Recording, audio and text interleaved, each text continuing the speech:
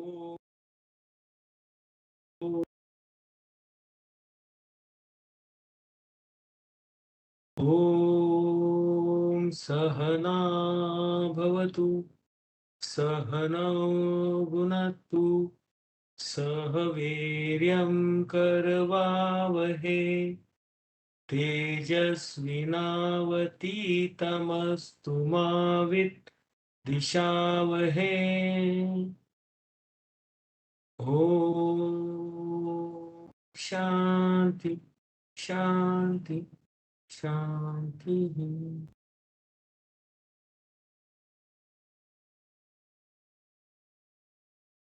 चौथा अध्याय, ज्ञान कर्म संन्यास योग. भगवद्गीता म्हणजे प्रत्यक्ष भगवंतांची गीत.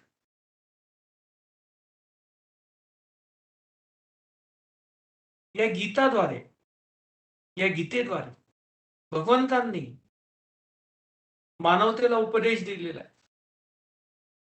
भगवंत अर्जुनाला उपदेश करतात. अर्जुन हा मानवतेचं प्रतीक आहे. It's symbolism.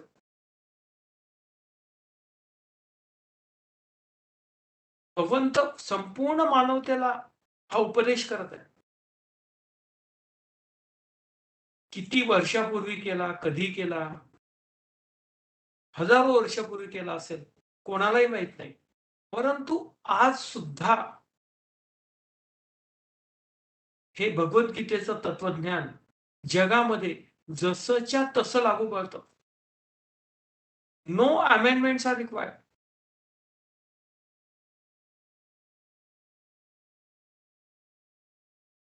बघतो आपण 75 वर्ष आपल्या लोकशाहीला झाले. बऱ्याच वेळा कॉन्स्टिट्यूशनल अमेंडमेंट झाली. तरी सुद्धा जगामध्ये सर्वात कमी कॉन्स्टिट्यूशनल अमेंडमेंट झालेली आणि 75 वर्ष इतका दीर्घकाळ टिकलेली राज्य घटना केवळ भारताचीच आहे. दरवर्षी बजेट होतं.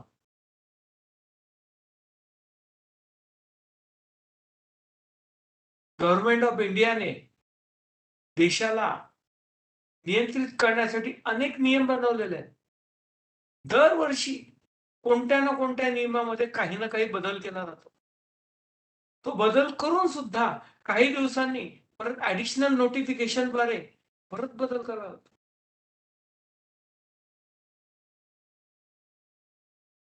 अशा कोणत्याही बदलाची, कोणत्याही ऍडिशनल नोटिफिकेशनची भगवद्गीतेला आवश्यकता नाही. इतकं परिपूर्ण ज्ञान आहे. मनुष्याच्या जीवनाचा इतका परिपूर्ण विचार केलेला आहे, जो हजारो वर्षानंतर आज सुद्धा जसाचा तसा लागू पडतो. कोणत्याही प्रकारची अमेंडमेंट करायची गरज नाही, बदल करायची गरज नाही. जेव्हा हे ज्ञान मानवतेला उपयोगात आणलं जातं, मनुष्य जेव्हा हे ज्ञान प्रत्यक्षात स्वतःच्या आयुष्यामध्ये उपयोगात आणतो, त्याच्यासाठी त्याला या ज्ञानामध्ये काहीही बदल करायची गरज नाही. त्याने ते समजून घेतलं तर तो जिथे आहे तिथून हळू स्वतःच्या मुक्तीसाठीची प्रक्रिया सुरू करू शकतो. शेवटी मोक्षप्राप्तीपर्यंत पोहोचू शकतो. इतकं हे परिपूर्ण ज्ञान, याला ब्रह्मविद्या म्हणतात. सर्व उपनिषदांचं सार म्हणजे भगवद्गीता आहे. भगवद्गीतेचा प्रत्येक अध्याय, एक पहिल्या अध्यायापासून 18व्या अध्यायापर्यंत एक विचारांची शृंखला गुंफलेली आहे. ती तुम्ही जिथे आहात त्या स्थितीत स्वतःला समजून घेतलं, तिथून परिपूर्ण मनुष्यापर्यंत, मोक्षप्राप्तीपर्यंत तुम्हाला घेऊन जाऊ शकते. प्रश्न असा आहे, तुम्ही ते कसं समजून घेता? तुम्ही कुठे आहात? तुमची वृत्ती काय? यावर अवलंबून आहे. भगवद्गीता तुम्हाला किती कळेल, कशी कळेल, केव्हा कळेल? गीता आहे तशीच आहे हजारो वर्षापासून. मनुष्याचं अंडरस्टँडिंग बदललेलं आहे. सत्ययुगाच्या काळामध्ये लगेच कळायचं. लोकं ते इम्प्लिमेंटेशन करायची. स्वतःचं आयुष्य सुखात घालवायची. हळू-हळू द्वापरयुग, त्रेतायुग, आता कलियुग हे विविध युग आलेत. तसतसं ही मनुष्याची क्षमता, मनुष्याची श्रद्धा ही ढळत गेली. आणि आता सध्याच्या परिस्थितीत भगवद्गीतेचं पुस्तक समोर घेतलं, पहिला परिणाम काय होत असेल? काय सुंदर झोप लागली. 1-2 पान वाचलं, नो प्रॉब्लेम. झोपेची गोळी घ्यायची गरज नाही. फक्त 2-3 पानं वाचण्याइतका पेशन्स असला पाहिजे. नाही काही, तर मनुष्याला झोपण्यासाठी तरी गीतेचा उपयोग होतो. त्याच्यासाठी सुद्धा लोकं उपयोगात आणत. कळतं.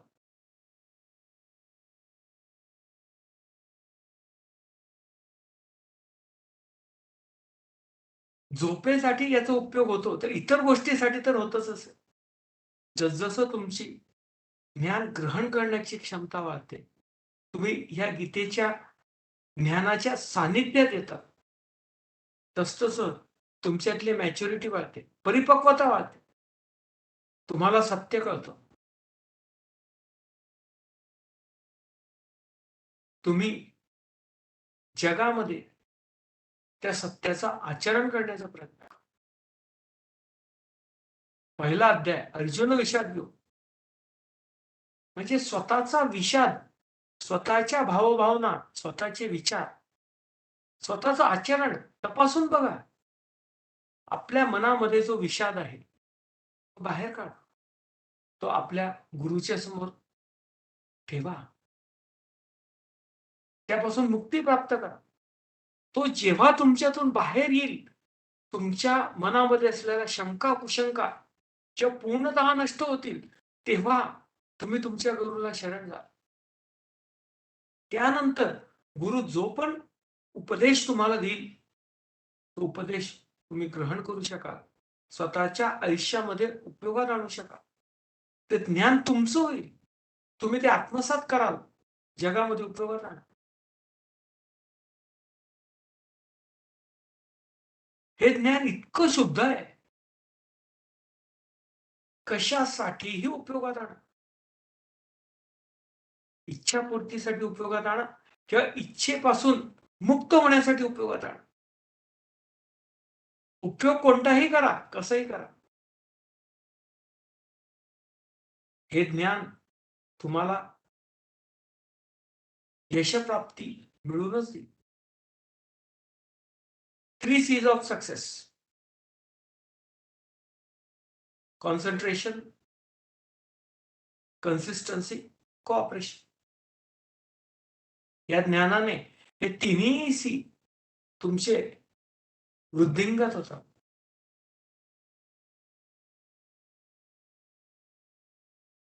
हळू या तीनही सी द्वारे तुम्ही यशप्राप्तीसाठी पारंगत होता. स्किल निर्माण होतं तुम्हाला. पण हे स्किल जसं वाढत जातं, जसं मनुष्य जगामध्ये त्याचा उपयोग आणायला लागतो, त्याची इच्छा पूर्ण होतात. मग नंतर अहंकार, I am the great, I am perfect. मी म्हटलं ना, प्रश्नच नाही. ते योग्यच असणार.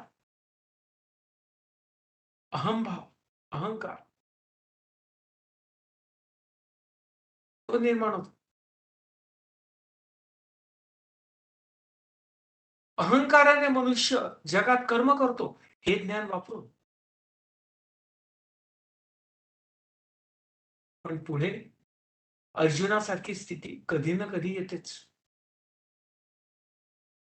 आपण आपल्याच वासनांच्या, विषय विचारांच्या कर्तेमध्ये इतकं गुंतून जातो, या मोहमायेमध्ये, या मायाजालामध्ये इतकं गुंतून जातो, आपण स्वतःला त्याच्यामध्ये हरवून बसतो. आपले शत्रू कोण? आपले मित्र कोण? काय योग्य आहे? काय अयोग्य आहे? हे जाणण्याच्या स्थितीत आपण राहतच नाही. बुद्धी असते, ज्ञान असते. परंतु आपल्या भावभावना, आपल्या इच्छा आपल्याला त्या योग्य मार्गाचं आचरण करू शकत नाही. भगवंतांनी मागच्या अध्यायामध्ये शेवटी सांगितलेलं आहे. काम एष, क्रोध एष, रजो गुण समुत्पद, महाशनो महापापा. रजोगुणामुळे उत्पन्न झालेल्या इच्छा, काम, इच्छा, क्रोध या इच्छांमधले झालेलं परिवर्तन, इच्छा पूर्ण करण्यासाठी मनुष्य जेव्हा प्रयत्न करतो, तर त्यामध्ये जर अडथळा निर्माण झाला, तर मनुष्याचे विचार त्या अडथळ्याकडे डायव्हर्ट होतात. त्याला क्रोध म्हणतात. आपल्याला जर क्रोधावर नियंत्रण करायचं असेल, अँगर कंट्रोल, काही आवश्यकता नाही स्ट्रेस, स्ट्रेन कमी करण्याचे वर्कशॉप अटेंड करण्याची, सो कॉल्ड योगा एक्सरसाइज करण्याची. Think the desire behind that अँगर. प्रत्येक क्रोधाच्या मागे काही ना काही इच्छा असते. इच्छेशिवाय क्रोध निर्माणच होत नाही. ती इच्छा समोर नष्ट करा. भगवंत म्हणतात, इच्छा समोर नष्ट करा. क्रोध आपोआप जाईल.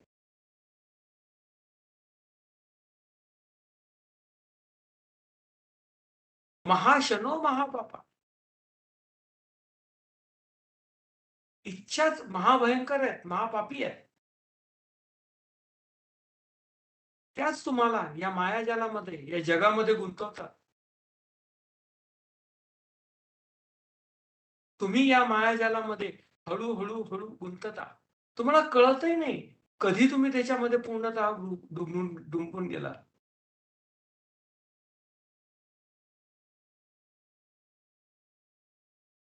मनुष्य काय करू शकतो जगामध्ये? केवळ कर्म.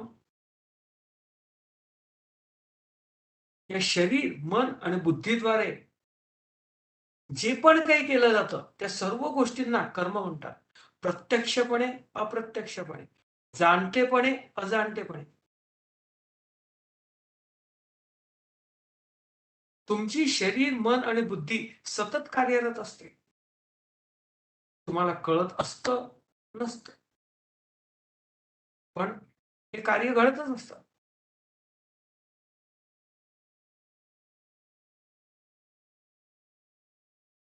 हे जे कार्य होतात, हे तुमच्या रजोगुणामुळे, इच्छांमुळे प्रेरित होतात. जगामध्ये तुम्ही कर्म करता. स्वतःच्या इच्छाकडनं पूर्ण करण्यासाठी, स्वतःच्या वासना क्षमवण्यासाठी तुम्ही सतत कार्यरत राहता. म्हणून भगवंतांनी प्रथम कर्मयोग दिलेला आहे.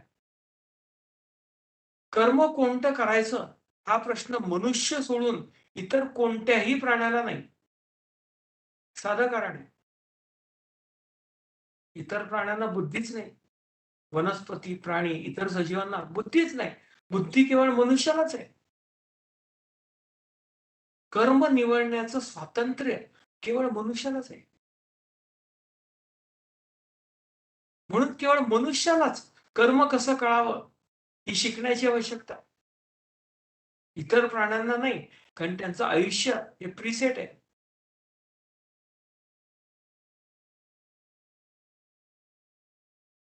पूर्णतः वेल प्री प्रोग्राम्ड आहे. हार्डली काही 1% 2% फरक कळू शकत असेल. सर्व घोडे साधारणतः सारखंच आयुष्य जगतात. सिंह सारखंच आयुष्य जगतात. पक्षी, कावळे सारखंच आयुष्य जगतात. कोणताही प्राणी बघा, जवळ-जवळ प्रत्येक प्राण्याचं आयुष्य हे जवळ-जवळ सारखंच असतं. मायनर फरक असतो. परंतु मनुष्य, ही थिअरी मनुष्याला लागू पडत नाही.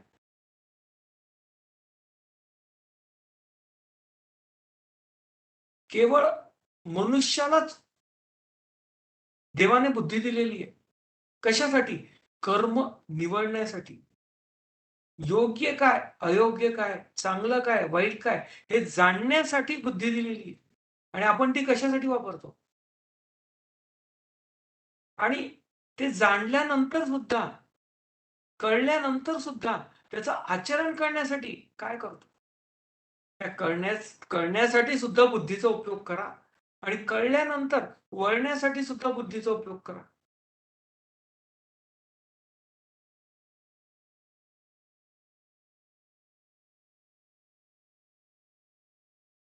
मनुष्य वजा बुद्धी जर आपण विचार केला, बुद्धी न वापरता जर तुम्ही आयुष्य जगायचा प्रयत्न केला, स्वतःच्या इंद्रियांच्या गरजेप्रमाणे, मनातील भावभावनांप्रमाणे आयुष्य जगण्याचा प्रयत्न करा. बघा, इतर कुठल्याही प्राण्याचं आयुष्य हे तुमच्या प्राण्यापेक्षा चांगलं असतं. परफेक्ट असतं.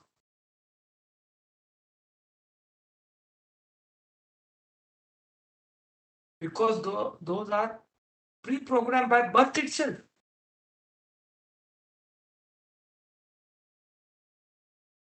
तुमच्यावर कंट्रोलिंग ऑथॉरिटीच नाही.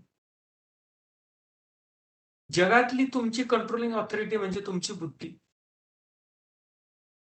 म्हणून भगवंतांनी कर्म कसं करायचं हे सांगितल्यानंतर 4था अध्याय ज्ञान कर्म संन्यास योग.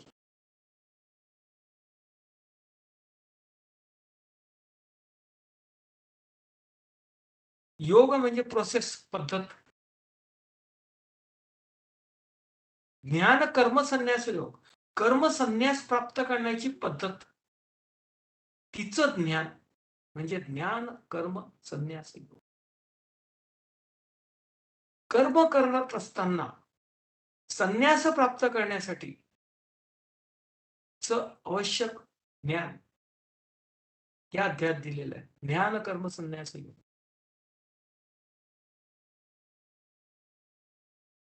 मागच्या अध्यायामध्ये कर्मयोगामध्ये भगवंतांनी यज्ञ कर्म करा असं म्हटलेलं आहे. समर्पण योग्य कर्म करा. तुमची जे काही कर्म आहे ते सर्व परमात्मा परमेश्वराच्या चरणी समर्पित करा. तुमचं जे श्रद्धास्थान आहे त्याच्यासाठी ते समर्पित करा. तुमचं ध्येय प्राप्त करण्यासाठी त्या ध्येयावर तुमची श्रद्धा असली पाहिजे. ती श्रद्धा तुम्हाला त्या ध्येयापर्यंत पोहोचू शकते. श्रद्धा म्हणजे तुमची कपॅसिटी.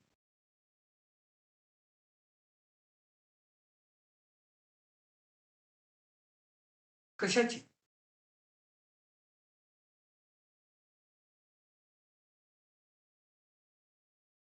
कशाची कपॅसिटी?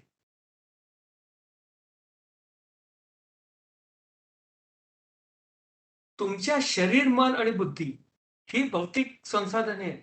या तीनही भौतिक संसाधनांची तुमचा ज्याच्यावर विश्वास आहे तिथपर्यंत पोहोचण्याची तुमची क्षमता, कार्यक्षमता,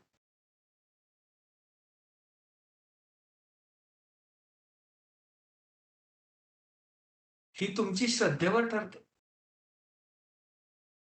तुमची श्रद्धा तुमच्या ध्येय प्राप्तीवर, त्या ध्येयावर जितकी अढळ असेल, गाढ असेल, तितकी तुमची कार्यक्षमता जास्त असते त्या श्रद्धेनुसार त्या ध्येयापर्यंत पोहोचण्याची.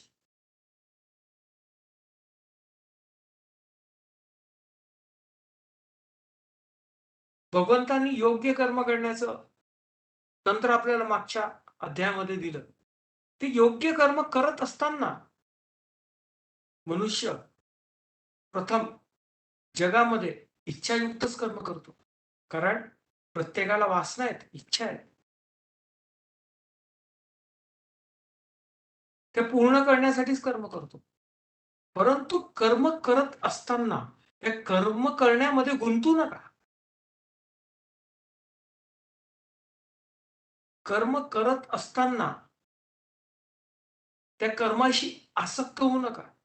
त्या कर्मापासूनची फलप्राप्ती होणार आहे, त्याच्या प्रती लोभ ठेवू नका.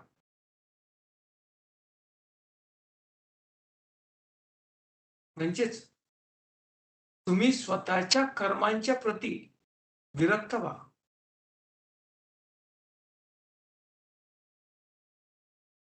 वैराग्य प्राप्त करा स्वतःच्या कर्मांपासून. त्याला संन्यास म्हणतात. कर्मसन्यास.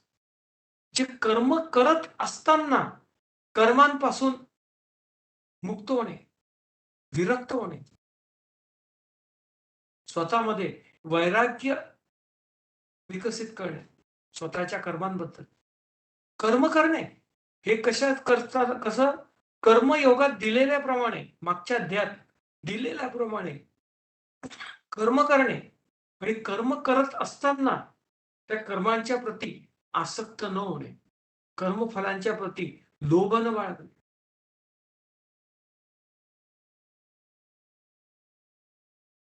त्या कर्मांपासून पूर्णपणे विरक्त होणे, त्याला संन्यास म्हणतात. कर्म सोडून देणे म्हणजे संन्यास नाही. एखादं कर्म आपल्याला आपल्या समोर आलं, ते कर्तव्य कर्म असू शकेल, नित्य असेल, नैमित्तिक असेल, कोणतेही कर्म असेल. तुमच्या समोर आलेलं आहे, तुम्हाला आवश्यक आहे करणं, करा. ते कदाचित तुमच्या आवडीचंही असेल, नसेलही. तुमच्या आवडी-निवडींना बाजूला ठेवा आणि कर्म करा. काय योग्य आहे ते करा. तुमच्या कर्तव्यपूर्तीसाठी, तुमच्या जबाबदाऱ्या पार पाडण्यासाठी जे आवश्यक आहे ते करा. ते तुम्हाला आवडतं म्हणून करू नका. ते आवश्यक आहे म्हणून करा. ती आवश्यकता कदाचित तुमच्या आवडीची असेल, नसेल. तुमच्या बुद्धीचा उपयोग करून स्वतःच्या मनाला, मनातील आवडी-निवडींना कर्म करताना त्या कर्मांपासून बाजूला ठेवा. त्या आवडी-निवडींना स्वतःच्या कर्मांमध्ये ढवळाढवळ करू देऊ नका.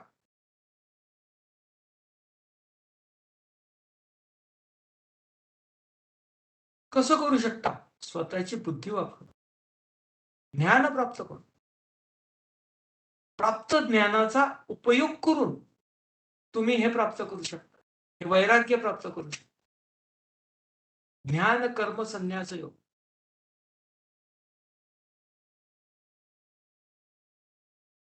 तुम्हाला ज्ञान प्राप्त झाल्यानंतरच या गोष्टीला सुरुवात होते. ज्ञान प्राप्त झाल्यानंतरच तुम्ही तुमच्या बुद्धीद्वारे त्या ज्ञानाचा उपयोग कर्म करत असताना करता. तेव्हा हळू-हळू तुमच्यामध्ये विद्वत्ता निर्माण होते, सुज्ञपणा निर्माण होतो. ज्याला आपण शहाणपणा सुद्धा म्हणतो. अक्कल प्राप्त होते. त्याला इंग्रजीमध्ये विस्डम म्हणतात. ज्ञान प्राप्त झाल्याशिवाय अक्कल प्राप्त होत नाही. तुम्ही विद्वान बनत नाही, सुज्ञ बनत नाही. स्वतःला कितीतरी शहाणपण असलं तरी स्वतः शहाणे बनू शकत नाही. का? तर शहाणपणाचा उपयोग करू शकत नाही. ज्ञानाद्वारे तुम्हाला शहाणपण प्राप्त होणार नाही. शहाणपण काय हे कळेल, परंतु ते प्राप्त करण्यासाठी, तुमच्यामध्ये मुरवण्यासाठी, त्याला आपलंसं करण्यासाठी, त्याचा उपयोग करण्यासाठी तुम्हाला त्याचा अभ्यास करावा लागेल, मनन करावं लागेल, चिंतन करावं लागेल. तर ते तुम्ही करू शकाल. It needs self efforts. गुरु केवळ ज्ञान देऊ शकतो, विजडम देऊ शकत नाही, अक्कल हुशारी देऊ शकत नाही. ती तुम्हाला तुमची स्वतःहून कमवायची आहे. प्राप्त ज्ञान जे गुरुकडनं मिळालेलं आहे, त्याचा अभ्यास करा, मनन करा, चिंतन करा. त्याचा हळूहळू स्वतःच्या आयुष्यामध्ये उपयोग करायला सुरुवात करा. तुम्हाला त्याचं महत्व कळेल. तुम्हाला त्याचं सामर्थ्य कळेल.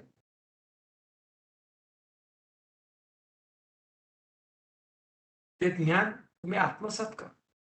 मग तुम्ही आयुष्यात उपयोग करा.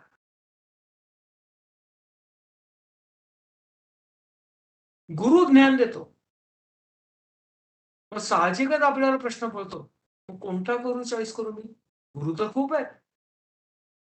इंटरनेट सर्फ करा. गुरूंची कमी नाहीये. पेपर वाचा, कुठलंही इन्फॉर्मेशनचं तुम्ही स्रोत उपयोगात आणा. कळतच नाही, इतकी भाऊगर्दी आहे. कोणता गुरु आपल्या उपयोगासाठी आहे? म्हणून भगवंतांनी या अध्यायामध्ये सांगितलेलं आहे. प्रथम 1 ते 10 श्लोकामध्ये भगवंत प्रथम सांगतात, तुमचं अंतस्थ आत्मतत्व, तुमचं कॉन्शियसनेस, इनर कॉन्शियसनेस हाच तुमचा गुरु आहे. तुमचा सर्वोच्च गुरु, नित्य गुरु, जो तुमच्या बरोबर नेहमी असतो, कधी तुमच्यापासून दुरावत नाही, ते म्हणजे तुमचं अंतस्थ आत्मतत्व, तुमचा आत्मा, तुमचा इनर कॉन्शियसनेस, ज्यामुळे तुम्ही तुम्ही बनता, ज्यामुळे हे शरीर, मन आणि बुद्धी कार्यरत असतं, तो इनर कॉन्शियसनेस.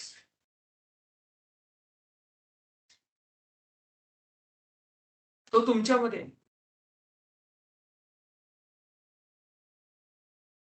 तो जाणार. भगवंत म्हणतात, गुरु ज्ञान प्राप्त करण्यासाठी, बाहेरच्या जगातून ज्ञान प्राप्त करण्यासाठी भगवंतांनी आश्वासन दिलंय, गुरु तुमच्यापर्यंत पोहोचतील. तुम्हाला गुरु शोधायची गरज नाही. तुमच्यामध्ये जर मुमुक्षत्व असेल, तुमच्यामध्ये जर ती अर्ज असेल, इच्छा असेल ज्ञानप्राप्तीची, गुरु आपोआप प्राप्त होईल.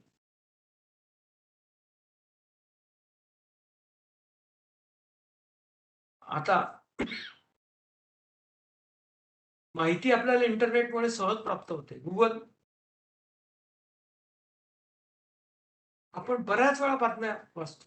एखाद्या रिमोट एरियातील, अशिक्षित कुटुंबातील गरीब मुलगा, त्याला करोडो रुपयाचं पॅकेज मिळतं.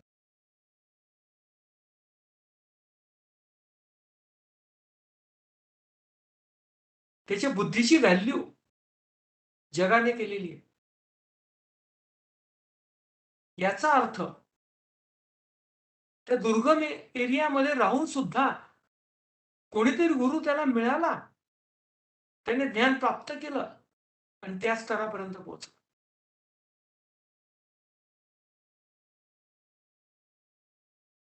तुम्ही पैशाने, संपत्तीने गुरु विकत घेऊ शकत नाही.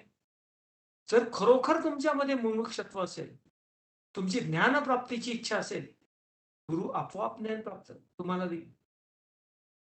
भगवंत हे इथे आश्वासन देतात. वर्षानुवर्ष, युगो ना युगे, जेव्हा पण मानवतेला गुरूंची गरज आहे, त्या गुरु इथे आलेले आहेत, अवतरलेले आहेत. आणि त्यांनी काय कार्य केलं? त्यांनी दुष्टांचा नाश केला आणि सद्गुण समाजामध्ये पुनर्स्थापित. हे युगोनयुग घडणारी घटना आहे. असा कोणताही काळ नाही की ज्या काळामध्ये सद्गुणी नव्हते किंवा दुर्गुणी नव्हते. जग हे सद्गुण आणि दुर्गुणांचं दोघांचं मिळून बनलेलं. कधीच असा काळ आला नाही, येणार, ज्यामध्ये केवळ सात्विकताच असेल, सद्गुणच असतील, दुर्गुण असणारच नाही. अशक्य. हे संपूर्ण जग त्रिगुणांचं बनलेलं आहे. सत्व, रजस, तमस. आणि हे 3 गुण म्हणजे मनुष्याच्या वासना. वासना या 3 गुणांद्वारे व्यक्त होतात. मनुष्याच्या वासना म्हणजे मनुष्य नाही.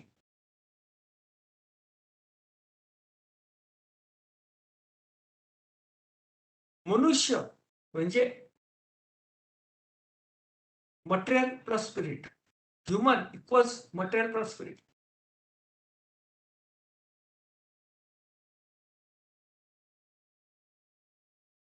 ह्युमन इक्वल्स सत्व रजस तमस प्लस स्पिरिट.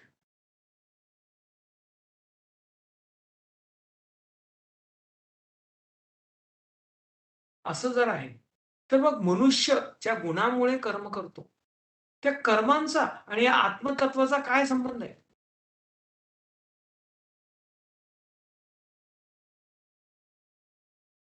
मनुष्य म्हणजे मटेरियल प्लस स्पिरिट. आणि तो काय करतो? कर्म करतो. कॉन्ट्रिब्युटिंग फॅक्टर काय? सत्व रजस तमस हे 3 गुण जे प्रत्येक मनुष्यामध्ये असतात. या त्रिगुणात्मक मोहमायाद्वारे जे कर्म घडतात त्या कर्मांचा आणि आत्मतत्वाचा स्पिरिट तुमच्या अंतस्थ असलेल्या आत्मतत्वाचा काय संबंध आहे? हे भगवंत प्रथम समजून सांगतो. दुसऱ्या विभागामध्ये 11 ते 18 श्लोकांचे. प्रत्येक मनुष्याला त्रिगुण आहेत म्हणूनच तो मनुष्य आहे. त्याचं शरीर, मन, बुद्धी हे त्या त्रिगुणांचंच घडलेलं आहे.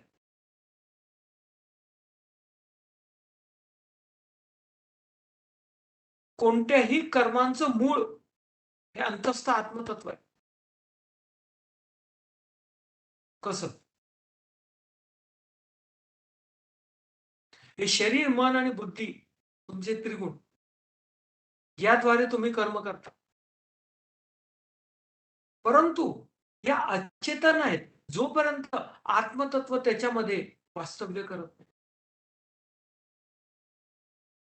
हे तुमचं शरीर, मन आणि बुद्धी व्यर्थ आहे, निरुपयोगी आहे. जर त्याच्यात चैतन्यच नसेल, चेतनाच नसेल, ते कसं काय ऍक्ट करणार, कर्म करणार? मनुष्याचा जेव्हा मृत्यू होतो तेव्हा प्रथम काय होतं? ते चैतन्य निघून जातं. बाकी शरीर, मन आणि बुद्धी तसंच निपचित पडलेलं असतं. पहिल्यांदा चैतन्य जातं, मग मन आणि बुद्धी जाते, मग शरीर जाते. ही घटना घडतच असते.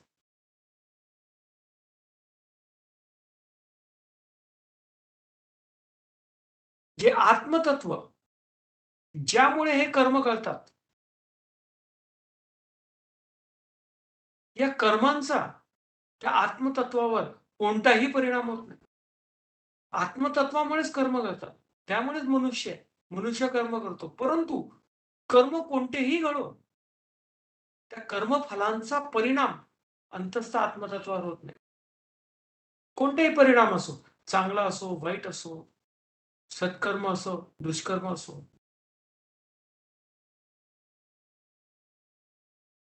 याचा परिणाम आत्मतत्वावर होत नाही.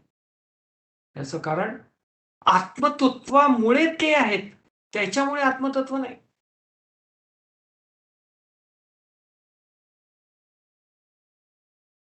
हे सत्य ज्ञानेपुरुष जाणतो.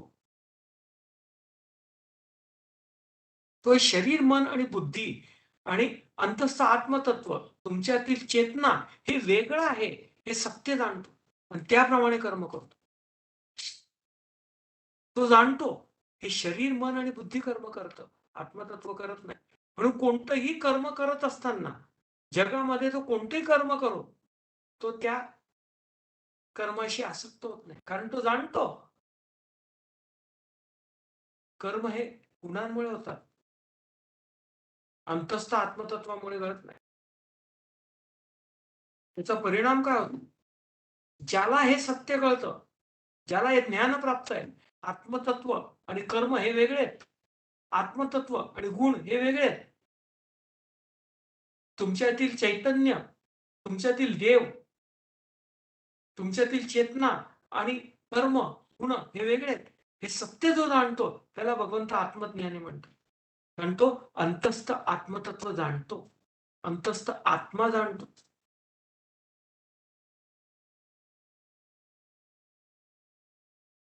भगवंत पुढच्या विभागात म्हणतात,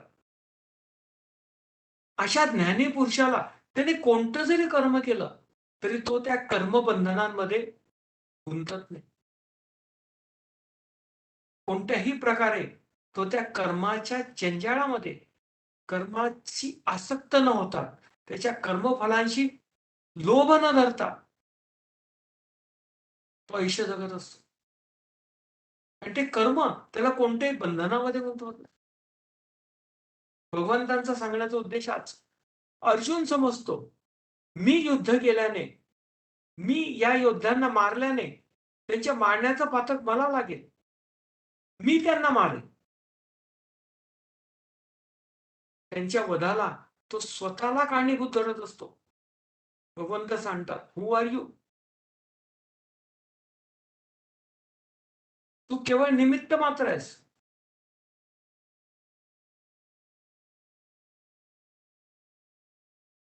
त्यांचं काय घडणार हे आधीच ठरलेलं आहे. ते त्यांच्या वासनांप्रमाणे आयुष्य जगतात. मनुष्य त्याच्या गुणाप्रमाणेच आयुष्य जगण्यासाठी बांधील आहे. तू तुझ्या गुणाप्रमाणे आयुष्य जग. तुझ्या स्वभावाप्रमाणे आयुष्य जग. स्वधर्माप्रमाणे आयुष्य जग. तुझा धर्म क्षत्रिय आहे. युद्ध कर. प्रत्येक क्षत्रियाला चांगल्या कारणासाठी युद्ध करण्याची संधी मिळेलच असं नाही. तुलाही प्राप्त झाली अर्जुना, या संधीचं सोनं कर.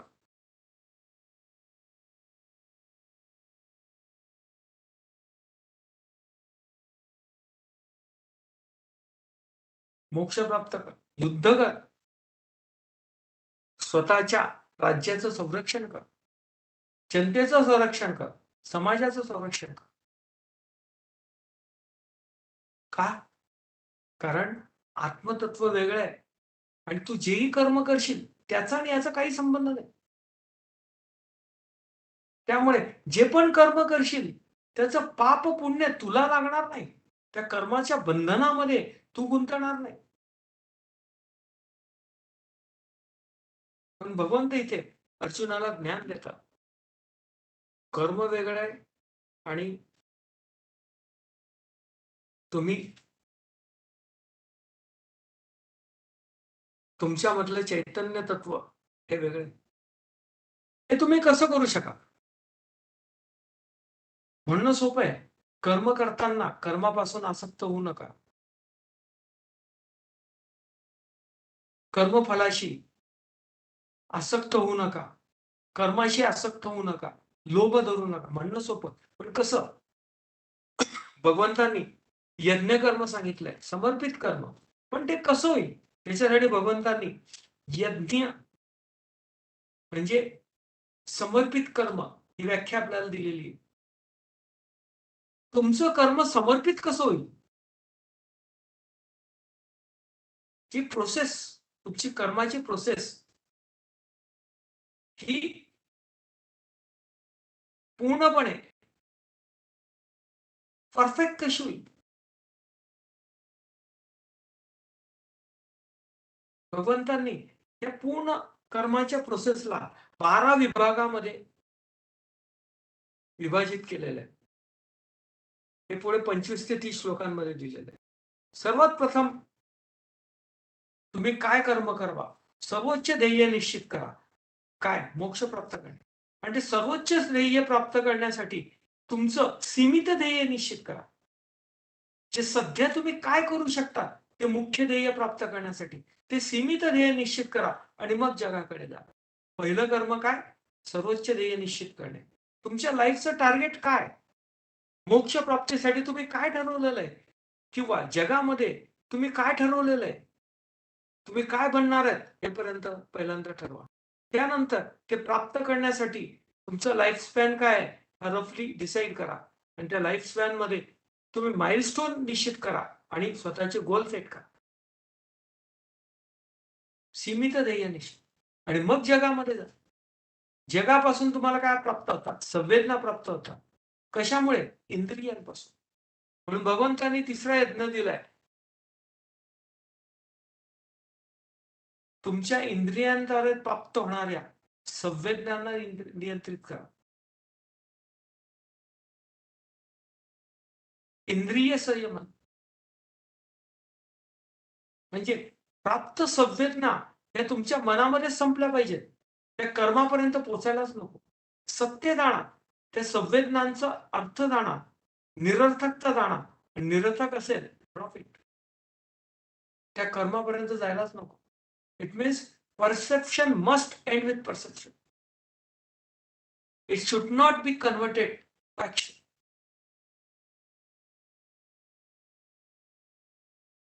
सर्व पाचही इंद्रियांद्वारे ज्या पण संवेदना प्राप्त होतील, it should be finished at that stage itself. त्याला कर्मामध्ये परिवर्तित होऊ देऊ नका. अशा प्रकारे पाचही इंद्रिय नियंत्रित करा. त्यामुळे काय होईल? आत्मसंयमन प्राप्त होईल. तुमचं स्वतःवर नियंत्रण प्राप्त होईल. आणि स्वतःवर नियंत्रण प्राप्त झाल्यावर, इंद्रियांवर नियंत्रण प्राप्त झाल्यावर, मन आणि बुद्धीवर नियंत्रण प्राप्त करा. जेव्हा तुम्ही सर्व हे नियंत्रित करता, तेव्हा 6वा यज्ञ दान. दान धर्म करा. भगवंतांनी 4 प्रकारचे दान दिले आहेत. द्रव्यदान, त्यानंतर तपोदान, त्यानंतर योगदान आणि त्यानंतर स्वाध्यायदान. द्रव्यदान करणं सोपं आहे. तुम्ही लगेच वर्गणी देता. तपोदान म्हणजे स्वतःच्या शरीराद्वारे इतरांची सेवा करणे कठीण आहे. करत नाही सहजासहजी. त्यानंतर योगदान म्हणजे दुसऱ्याच्या मन आणि बुद्धीला त्याचा उत्कर्ष होण्यासाठी, त्याने मोक्ष प्राप्त करण्यासाठी मदत करणे, त्याला योगदान म्हणतात. आणि स्वाध्यायदान म्हणजे जो अध्याय आपण प्राप्त केलेला आहे, जे ज्ञान आपण प्राप्त केलेलं आहे, जे आपण विज्ञानामध्ये रूपांतरित केलेलं आहे, ते तुम्ही तो अनुभव दुसऱ्याला वापरू द्या. जर तो तुमच्या मोक्षप्राप्तीचा असेल, दुसऱ्याला द्या, जेणेकरून तो पण मोक्ष प्राप्त. अशा प्रकारे भगवंतांनी तुम्हाला 12 पद्धतीने कशा प्रकारे तुम्ही मोक्ष प्राप्त करू शकता हे सांगितलंय. भगवंत म्हणतात हे ज्ञान प्राप्त करा. कर्म करत असताना कर्मापासून तुम्ही मुक्ती प्राप्त करा. कर्म सोडून देणे हा त्याच्यावरचं सोल्युशन नाही. Intense work is rest. आपण हे पुढच्या विभागापासून समजून घेऊ. हरिओम.